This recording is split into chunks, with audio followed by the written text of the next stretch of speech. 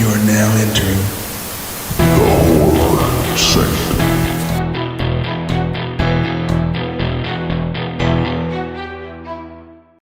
Hello and welcome back to the Horror Sanctum podcast. I'm Jay with John, Kellen, and TJ. And we are going to be talking about a movie from Wagyu Films, who contacted us on Instagram and said, hey, would you guys be interested in a screener of this film and maybe do an episode on the podcast? We said, sure, if you're listening, you want to do that, bring it on. Make sure the movie's good and at least looks good, if nothing else. And we might consider doing an episode on it. This particular movie is 2023's Older Gods, directed by David A. Roberts, which is it's a H.P. Lovecraftian film with Cthulhu, which we're all familiar with. I actually had a pop figure I was going to put on my desk while I did this, but he's in a box somewhere, and I just didn't feel like getting into that. So, synopsis is: a man descends into madness as he tries to investigate an apocalyptic cult that caused the death of his friend. Yes, and basically, I will say my view of this film is probably a little bit shaded because I read a little bit on IMDb about why the director and writer made this film to begin with. They were supposed to make a bigger budget sci-fi film, which is actually scheduled. It's in pre-production now, and it's scheduled to be made sometime in 2024 this year. So and the log line looks interesting for that too. So if you like this film, track with that. But they made this film because they actually had a production company that made mostly commercials, and they have over 1,000 commercials, and they just used their production company's revenues basically to fund this. It's a little unclear based on the information that's available, because one thing says it was 150,000 pounds, which is somewhere around 189,000 US dollars right now. And another thing said 500,000 US dollars. So somewhere in the few hundred, split the difference. Couple $100,000 probably they made this for. Off self-financed off their own production budgets, what sounds like. The director wrote the script, and it was based on, so they shot it during COVID, and it was based on the director's real life experience with one of his best friends dying of COVID, and they were supposed to have a Zoom call the day after his friend died. He wasn't able to see him before he died. So this ostensibly this film was created kind of as a way to process that grief and that loss, and be able to have a way to kind of process what would it be like if you did lose a good friend, and how would you deal with it? How would you kind of spiritually get through that? And then they only had a 7-person crew. They filmed out in Wales, out in the woods, out in the country. So it's definitely shoestring budget indie filmmaking 101, right? You have a 7-person crew. Everybody that's on the crew is in the film and in some way, pulling double, triple duty. And I love the scrappiness of that. I like they did kind of shoehorn in. It seems a little bit like after the fact, making it kind of a H.P. Lovecraft, Cthulhu type world with this cult idea. So basically, the idea is his friend gets involved in this cult. It kind of seemed like his friend was maybe into some drugs and weird stuff, and everybody kind of alienated him, and then he dies.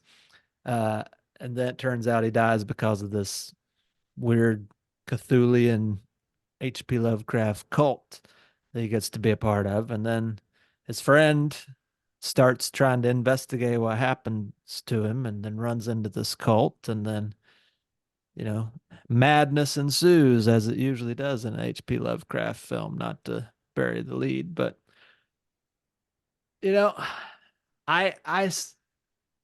despite the fact that this is a dialogue heavy film where not a whole lot of action happens outside of about 3 scenes where some actual action happens,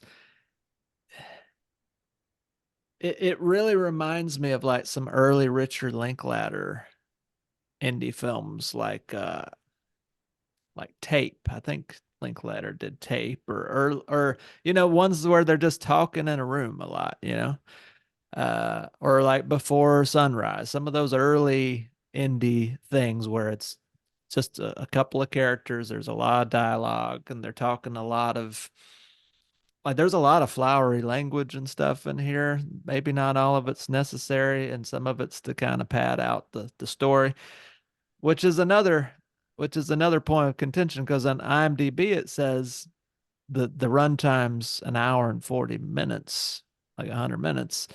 However, on Tubi and I believe on the screener that we watch, it's only an hour 21, so it's like a tight 80-minute film, which I don't think it needs to be longer. I don't know if there's another cut out here that's 20 minutes longer that they cut out some stuff or whatever, or if that's just misreported. I don't know. But at 80 minutes, I feel like it doesn't, if it were to be any longer, it would overstay its welcome because not enough's happening. But at 80 minutes, I'm good with it. I thought it was an interesting kind of reflection on grief. I don't really think it's much of a horror film necessarily. It is psychological, but despite all of that, that sounds negative, but I actually ended up being engaged with it. And just as it would start to lag, I felt like, okay, something's happening. There's people in the house. We're hearing this voice of this cult figure. He's talking to a cult. He's getting captured by a cult. We're seeing flashbacks, or oh, there's his friend who's dead, and he's talking to him now. Is he in heaven? Is he dying? What's happening? I don't know. It was a little bit like a fever dream, like if you were to just go by yourself and get really drunk at a house and well somewhere, maybe you would experience this movie. I don't know. Um, but I kind of liked it, and for a directorial feature film debut, which is hard to do on a shoestring budget. I'm sure out in the country with 7 people, I felt like they pulled together a reasonably decent psychological thriller with just enough of the H.P. Lovecraft things to make it interesting to me. Well, what did you think, Kellen? Well, it was an interesting watch for sure. There's definitely some visuals that I enjoyed, especially the field scene with the I don't know, upside down house. I don't know what you'd call it, but he standing there, and then the Cthulhu monster kind of thing. Those visuals were good. The masks kind of threw me off. The skull masks, it looked like something from like a bank robbery. So I don't know what that was about. It wasn't my favorite, just to be brutally honest. There's definitely some good parts of the movie, and there's definitely some stuff where it feels like they didn't accomplish what they were trying to. One of the things that pulled me out of the movie, and I've talked about this before, if something pulls me out, it's hard to get me back in. Why would you have a movie set in Wales with a British actor doing an American accent? Like that I didn't get that. I don't know why they couldn't have just made him British. Because once I looking up for the movie, I was looking at, I like to look at the cast and see other things they've been in, or, find out their backgrounds. And when I saw that he was British, I was like, well, why isn't he just doing a British accent? And then that's all I could hear was anytime that British accent crept out in his talking. It immediately pulled me away, and it kind of took away the illusion that the movie was trying to create. Another thing I'll complain about, and this has nothing to do with this film, this is just in general, and again, it's another thing I've brought up. Why does nobody own a decent flashlight? the scene where he's outside in the woods, he's more lit than what he's pointing the flashlight at. Like, I was so frustrated. I was like, what's the point of even using a flashlight outside if you're going to have a 3-foot circle and that's all you can see? You couldn't see anything else beyond that little spot. I was like, of course he got. Why wouldn't he get got? He couldn't see anything. The movie did another thing that I'm not a huge fan of, and I don't know if it's just like the horror music that is overused that kind of gets to me, but that it felt like they were trying to use the music to build the tension and not so much the story, and that was kind of frustrating for me because I really feel like this had potential, kind of like a Midsummer kind of thing where he's away from home and there's a cult and he gets pulled deeper into it, almost like the Wicker Man as well, and trying to figure out what exactly happened to his best friend. I felt like that there was just a miscue on the writing to get the feeling of tension as strong as it needed to be, and I felt like they relied on the music to drive it home, which again didn't really do it for me because that music is so synonymous with suspense horror films. That boom, that kind of droning sound. So and that's just me. I mean, it could be other things, but that give you did that sound give you Beyond the Black Rainbow flashbacks? Oh God, PTSD. But the real question, though, Kellen, is you've seen The Wicker Man or just the hilarious Nicolas Cage Wicker Man?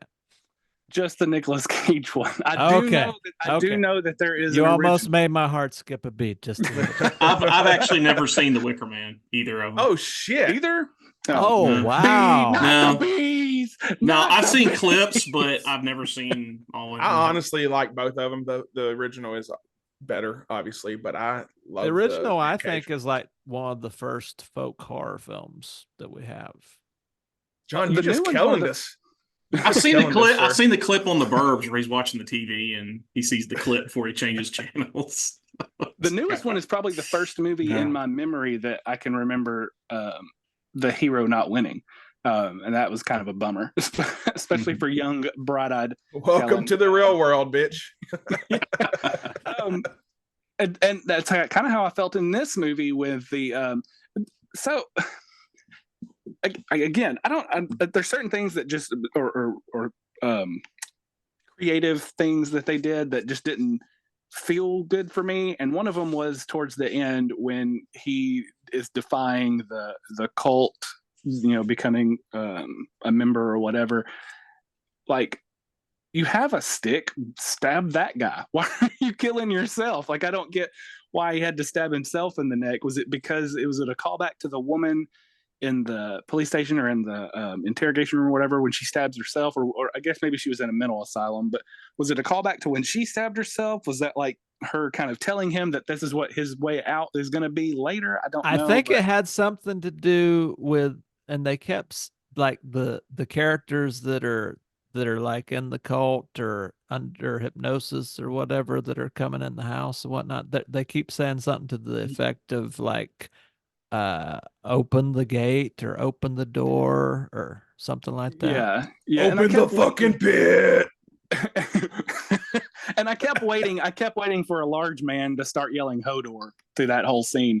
So shout out to my Game of Thrones fans out there. That was another scene. That was actually probably one of the scariest scenes when the guy in the vest comes into his house and is repeating that, and he's in the hall and the guy's trying to hide from him, and he does the quick turn, a little bit of a jump scare, but that was actually done very well. But again, and that weapon that he had, what, like a hand sickle or something, it was definitely for like taking down tobacco or corn stalks, but when he caught that guy in the throat, I kind of didn't see that coming. But yeah, just I guess the biggest takeaway from my point of view was it was almost good. It was so close, and there was, like I said, it had that ember burning of something that could be really good, but there's just so much that kind of pulls you out of it.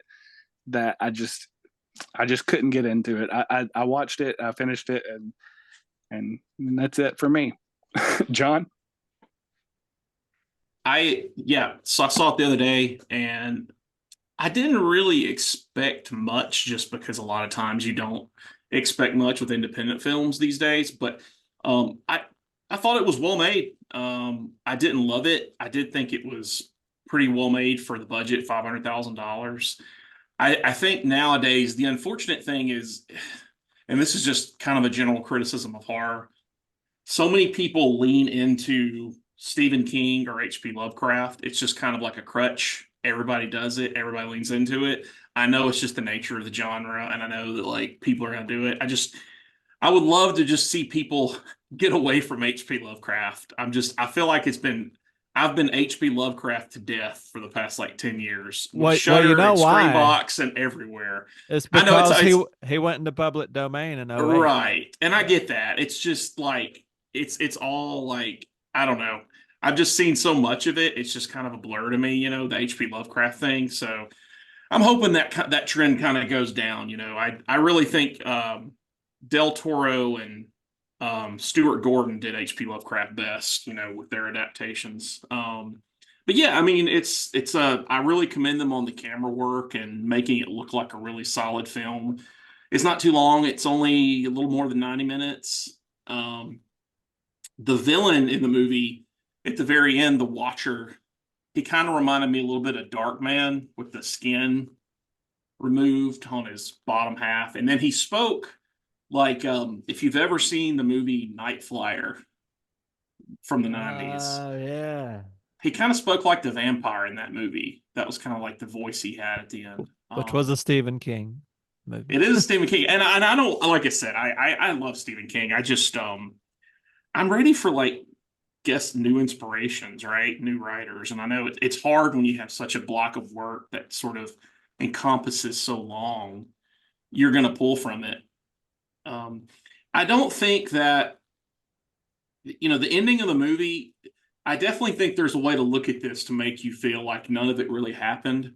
Because when he's found, the cop is like, there's no bodies. You're going to have, answer for some of this stuff. And it makes you think that if he was grieving the death of his friend in the movie, much like the creator when he had inspiration for the movie, it makes you wonder if a lot of this was in his head and it was his way of sort of going through therapy and trying to understand what happened to his friend, and maybe he somehow fell into madness himself. Maybe that's part of the story. It's kind of hard to say by the end of it, because you don't really know. And even the character of the Watcher, when he's talking to him, if you notice, like his voice is so echoey, it's like it's in his head. It's not like he's talking through a door. It's like he's literally in his head. So it's kind of an interesting thing. I would wonder what the director writer thought of that, if that was maybe the intention.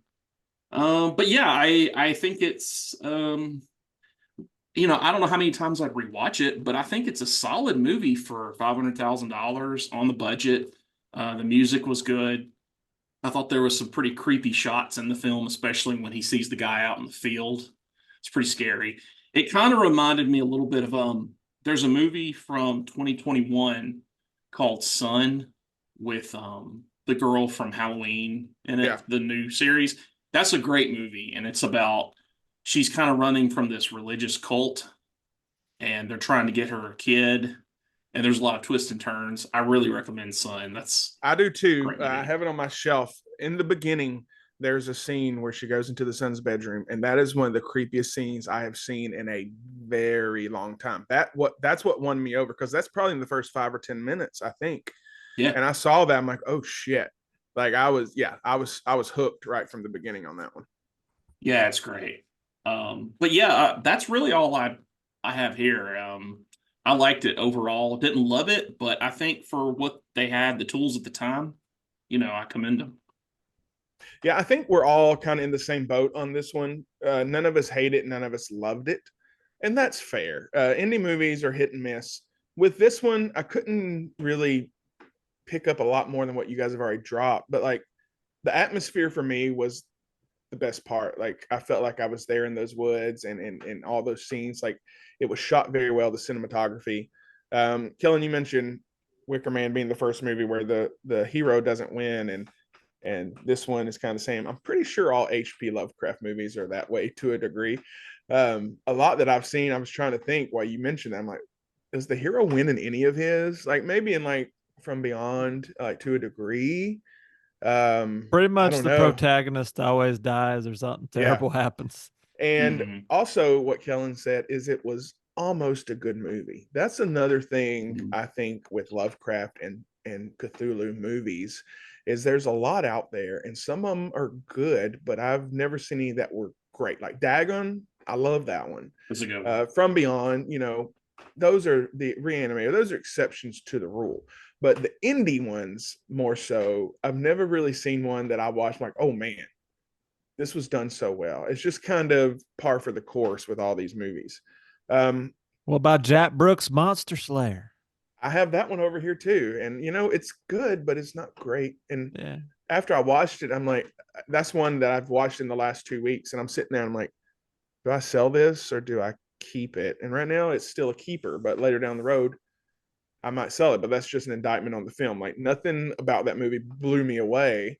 I mean, it was kind of like Tucker and Dale to a degree before Tucker and Dale, like his character. Robert Englund was great.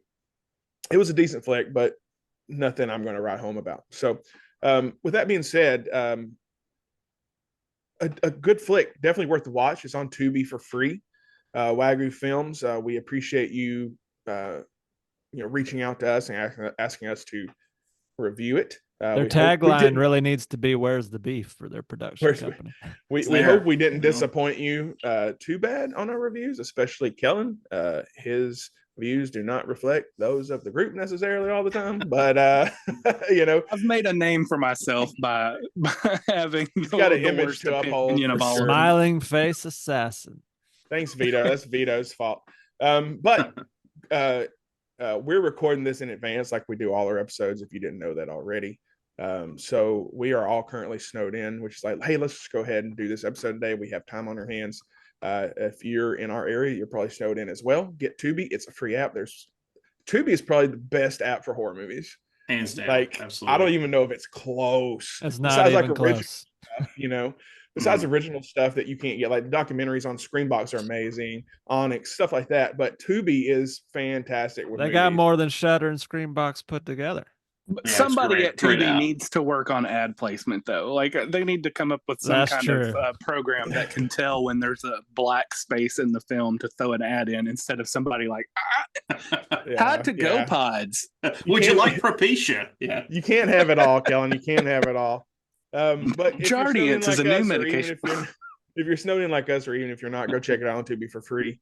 Let us know what you think. This episode will drop February 21st, I believe. So be on the lookout for that, and we would love to talk to you more about it. I thought it was February 12th. February 12th, February 21st. I can tell you. Let's pause for a second for station identification. This will release. No, you're right. So the 12th. February 12th, we'll be releasing this episode. I don't know why I'm saying that. It's not like anybody's seen this in advance, but that just clicked in my head like that. Makes just so we all know what's happening. But next week, nothing like awkward pauses. Come back next week for sure because we're going to be doing Pan's Labyrinth with Molly Kent from Omenbringer, local witch coven band. And I think that one's going to be an interesting episode based on some of the things that have been said in our text chain. And I might be throwing hands. We'll see. But come back next week and find out. Go watch Older Gods on Tubi. Subscribe to our YouTube channel wherever you're listening to this podcast. Follow us on Instagram. Join the group we have over on Facebook. And we have a TikTok.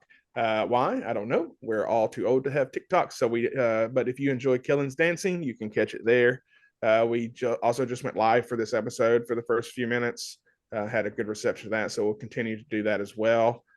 So you can see what we're talking about a little bit in advance since we do record early. All right.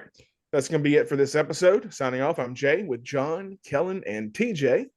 And until next time, keep it spooky.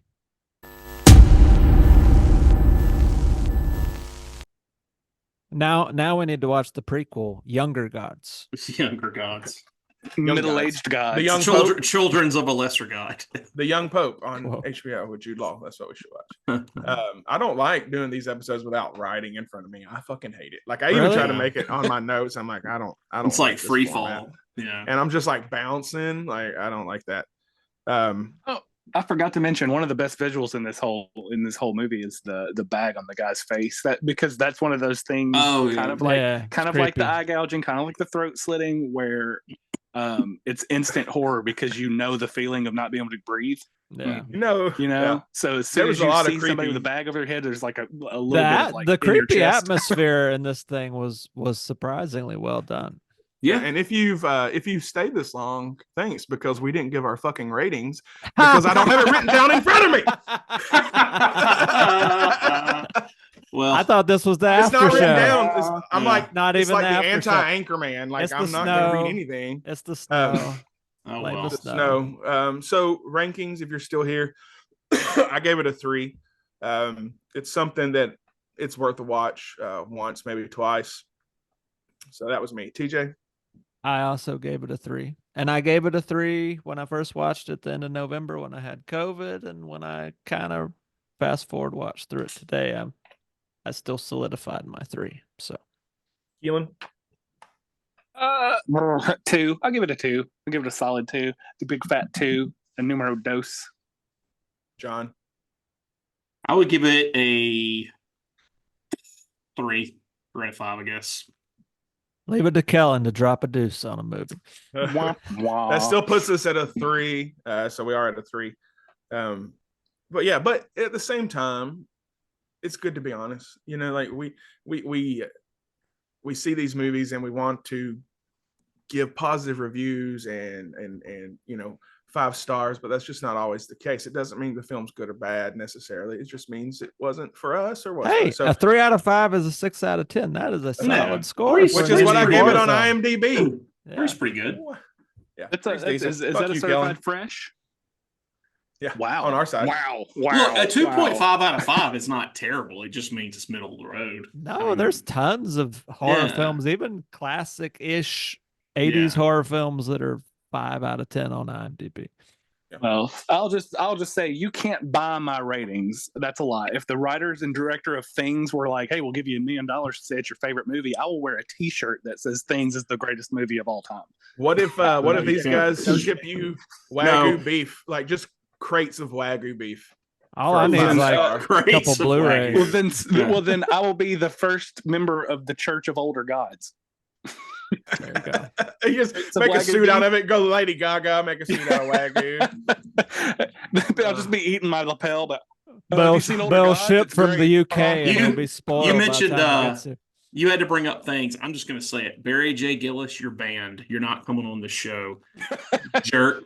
You want to be Barry Gill's name? You're banned for life. Yep, and hey, bud, if you're listening to this, you made Things. That's the only reason anybody wants to fucking talk to you is because you made one of the biggest pieces of shit ever made. Like, we don't want to talk to you about some CGI shitty zombie movie you're working on. We wanted to talk to you about Things because we made Kellen watch it because we thought we could get you on the show, and because John wasn't fast enough to respond to you, you blocked him and had some smart ass remarks. So you can go Less fuck than yourself. 24 hours, by the way. Yeah, that's like insane. Like, come on, dude. Usually people don't respond to us that quick. So, all right, before we go, just a little bonus if you're still here. What's something you watched on these snow days that you think someone else should watch that you would recommend to someone else? TJ? I mean, last night I finally got around to watching the only Hell House LLC that I hadn't seen because everybody says it's the worst 3. 3. Yeah, I could And touch the 3's the worst. It is the worst, but I mean, there were still a couple. You know, every one of those films, even that one, has a few. You watch it alone in the dark.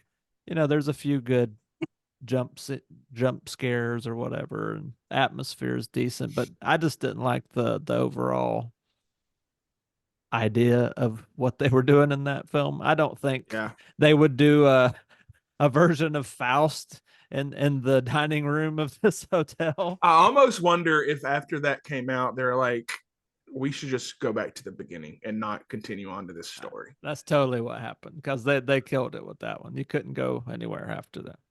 All right, Kellen, if you watch anything you think someone else should watch? Yeah, actually, I want you or one of the three of y'all, somebody in the group chat, to watch Self-Reliance.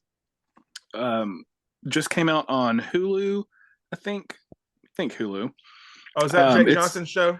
Jake Johnson, Anna Kendrick, Andy Samberg. It's a Lonely Island production, and I want you to watch it not because I think it was a great movie.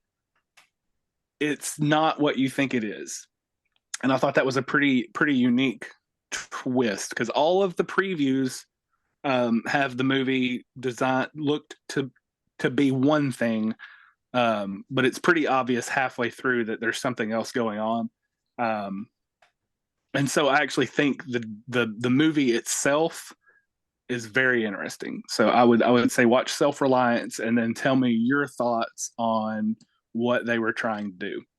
First of all, don't tell me what to do. Second of all, the movie. That's what the whole purpose of this was. That was literally what you said. The movie to me kind of looks like they're hunting people. I don't know if that's true or not, but it's on my list. It looked fun. So, You actually said to say a good one, and I didn't really say a good one. A good non-horror thing I did watch was the Michael J. Fox documentary. Still, if anybody has Apple TV, it's really good.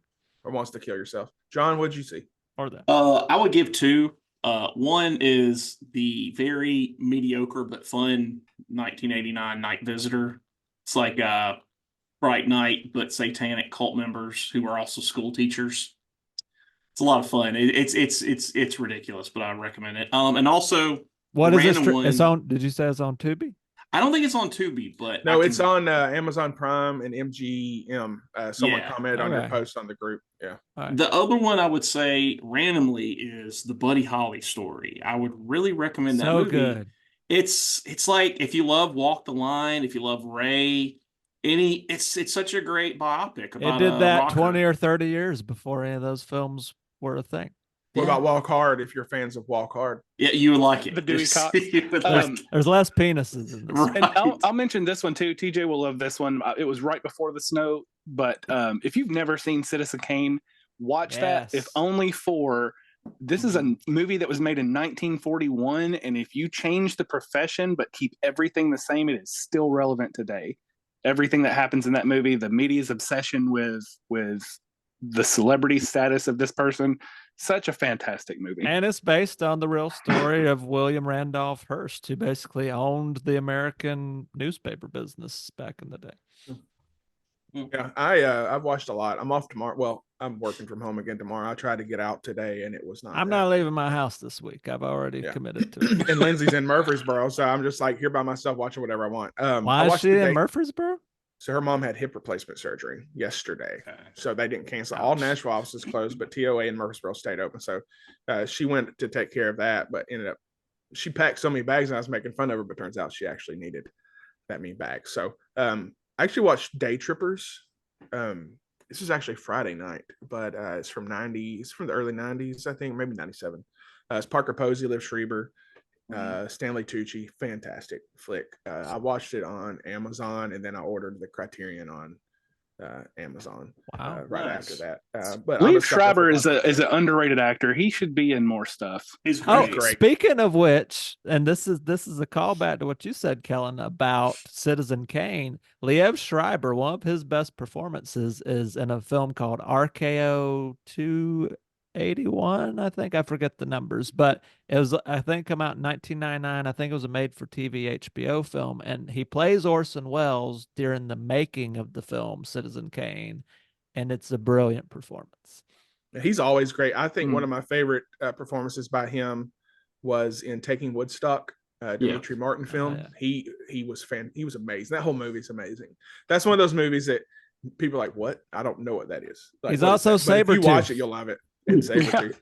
Not so great as that one, but he's always great. His brother's really good too. Pornstache from Orange Is the New Black. I can't think of his real name, but he's great in Ray Donovan, which is a poor man's Sopranos. The Goon as I've heard that's if you like really that good. movie. So Day Trippers for me. I've also got into Oz. I love Oz. I only caught it when it was on TV originally, late night. Is there as much man rape in that as what they used to talk about? So I was talking to Lindsay about this. So I'm desensitized. We all know that. and that's what all you hear about the show is how violent and gritty it is. In the first season, I'm like, okay, they set a dude on fire. Okay, like it didn't do anything to me. There were rapes, but you don't. I see that every necessarily day in Nashville. Wait, rape? No. Oh, setting people on I'm fire. saying the fire. I know. I'm just joking. That would have been weird. Stay away from Dickerson Pike. But the second season does take it up a little bit. The second season does take it up a little bit, and there you do see a rape scene. So it was a little grittier, but overall, like I'm kind of obsessed with it. It's only 4 seasons, I think, so I'll finish in no time. But if you've never seen Oz, watch Oz. I think it's a show called Outlander talking about rape scenes, since that's where we're at. And I was working at a group home for brain injury patients, and they had it on one of the TVs in the sunroom. And I'm walking past, and one of the most violent, like since Pulp Fiction, rape scenes I've ever seen of a guy. Season 1 was on when he spits in his hand and slaps him. Yep. Like I was like, holy shit.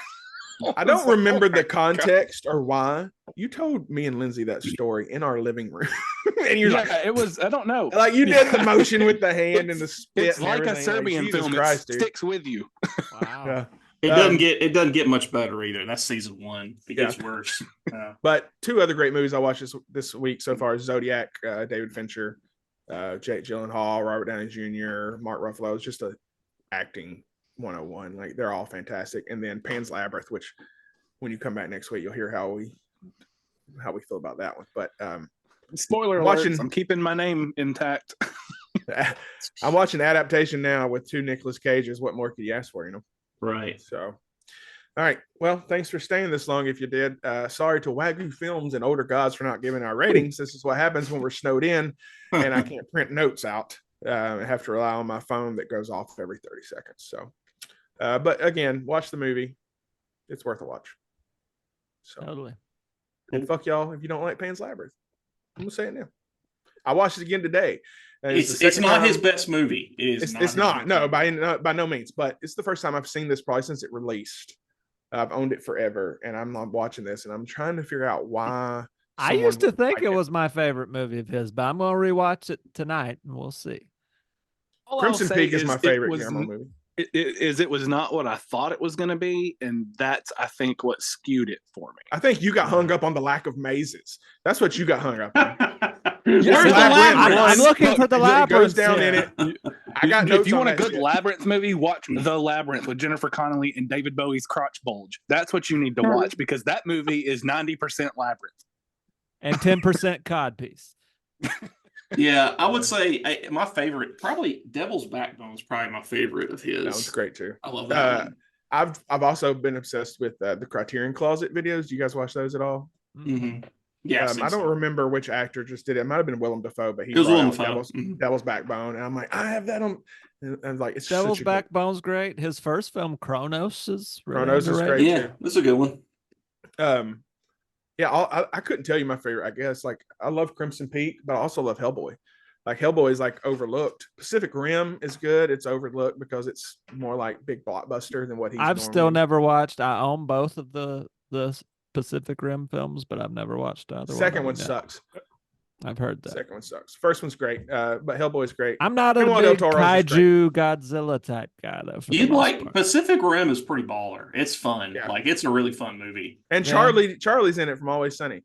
Yeah, he's Oh, good in that. okay. Yeah, Yeah, he's fun. He's really funny in that movie. It's funny. in every- And thanks for the recommendation of The Third Man, TJ. That was also a fantastic film. Great film. And if I can remember, this is a good note to close out on. You know, in Switzerland, they had brotherly love and peace. And what did it get them? Cuckoo clock. I only said half of that quote and not the good part, but whatever. Is it as good as The Fourth Man? I like that movie better. The Fourth Man. What about The Sixth Man with Bow Wow? The Sixth Man? Yeah. I'm just fucking Was that with Bow y'all. Wow? I Am just- I getting my? I've never seen The Third Man. I'm looking. I it thought up the now. fourth The 12th man was at Texas Jesus. A&M.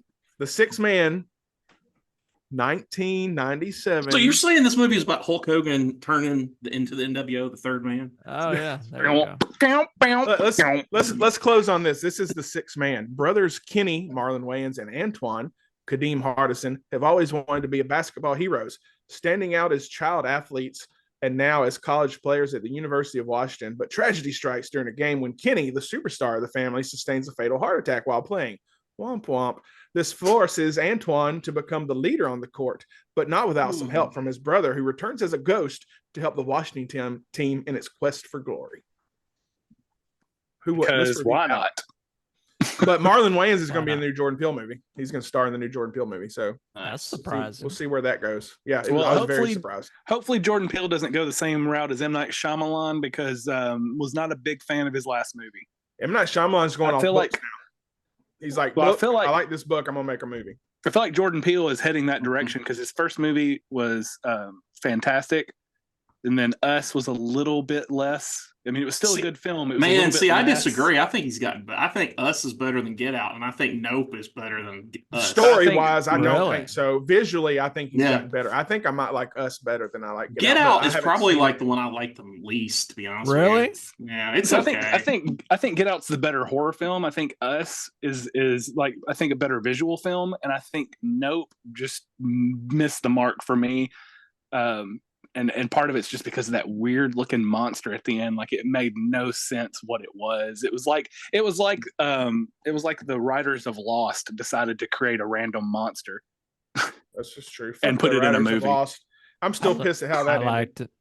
Oh no. Oh yeah, All right. The last season of Lost. Wah wah. All right. Well, I'll get this video over to you. Thanks to the one person that's probably still listening, Chris Stewart, probably. I don't know. Vito, maybe. Vito loves us that much. I don't know if he does or not, to listen to this rambling we just did. But this is what happens when you don't have a fucking script and you're snowed in for it's going to be 3 days. Am I the only one that never scripts anything? I'm awkwardly trying to cliff remember notes. I have notes. It's just notes. It's just I don't write smoother. anything. It's just so much for me doing the intro and the exit. It's just so much smoother, and then I just have notes in between.